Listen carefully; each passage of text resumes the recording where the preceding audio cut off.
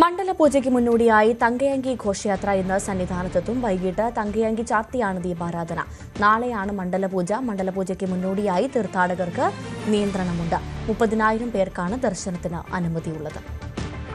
ശബരിമല സന്നിധാനം തങ്കയങ്കി ഘോഷയാത്രയ്ക്കായി കാത്തിരിക്കുകയാണ്. എന്തായാലും എല്ലാ ഒരുക്കങ്ങളും പൂർത്തിയായിരിക്കുന്നു. ഞാനിപ്പോൾ നിൽക്കുന്നത് 18-ാം പടിക്ക് തൊട്ട് താഴെയാണ്. ഇന്ന് ഭക്തരുടെ എണ്ണം നിജപ്പെടുത്തിയതുകൊണ്ട് തന്നെ ഇന്ന് വളരെ സാധാരണമായി തിരക്കൊന്നുമില്ലാതെ ഭക്തർ 18-ാം പടി വളരെ സാവധാനം കടന്നു പോകുന്ന കാഴ്ചയാണ് നമുക്ക് കാണാൻ സാധിക്കുന്നത്. ഇന്ന് ഏതാണ്ട് രാവിലെ ഒരു 9 മണിക്ക് ശേഷം എന്നുള്ളതാണ് അറിയിച്ചിരിക്കുന്നത്. അത് ഈ തങ്കയങ്കി ഘോഷയാത്ര വരുന്ന സമയം എന്നതനുസരിച്ചിരിക്കും. അങ്ങനെ ഓരോ സമയത്തും കൃത്യമായ നിയന്ത്രണങ്ങൾ പമ്പയിലും ഒപ്പം തന്നെ നിലയ്ക്കലുമൊക്കെ ഭക്തരെ കടത്തിവിടുന്നതിലുണ്ടാകും. ആകെ 30,000 ഭക്തർക്കാണ് വെർച്വൽ ക്യൂ ഉള്ളത്. 2,000 ഭക്തർക്ക് സ്പോട്ട് ബുക്കിങ്ങും. ഈ സന്നിധാനത്ത് തങ്കയങ്കി ഘോഷയാത്ര എത്തിയ ശേഷമായിരിക്കും പിന്നീട് ഭക്തരെ കടത്തിവിടുക. ഇന്ന് രാവിലെ മുതൽ തന്നെ ഏതാണ്ട് രാവിലെ ഒരു ആദ്യത്തെ കണക്ക് തന്നെ ഒരു 6 മണി വരെ ഏതാണ്ട് 16,000-ഓളം ഭക്തർ, അതായത് പകുതിയിലധികം ഭക്തർ ദർശനം നടത്തി എന്നുള്ളതാണ്.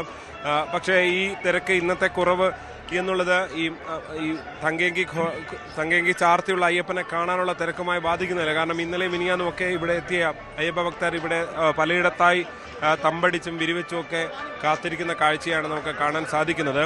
നാളെ 35,000 ഭക്തർക്കാണ് ദർശനമുള്ളത്.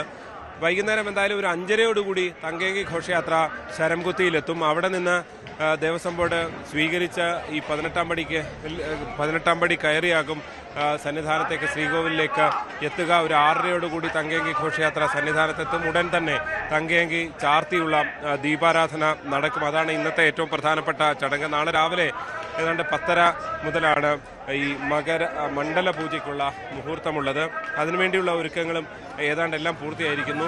നാളെയും ഇത്തരം നിയന്ത്രണങ്ങളോടുകൂടിയായിരിക്കും ശബരിമല സന്നിധാനത്ത് ദർശനമുണ്ടാകുക. രാത്രി ഏതാണ്ട് 11 മണി വരെ ആയിരിക്കും നട തുറന്നു വെക്കുക. നാളെ അങ്ങനെ നട അടച്ചാൽ പിന്നീട് ഈ മാസം 30-ന് വീണ്ടും നട വൈകിട്ട് തുറക്കുന്നതോടെ മകര സംക്രമ പൂജയ്ക്ക് ഉൾപ്പെടെയുള്ള മകരവിളക്കിനുള്ള ഒരുക്കങ്ങളും ഫലത്തിൽ ഉത്സവവും തുടങ്ങുകയാണ്. ഇന്ന് പമ്പയിലടക്കം വിവിധ തരത്തിലുള്ള അവലോകന യോഗങ്ങളും മന്ത്രിയുടെ നേതൃത്വത്തിൽ നടക്കും.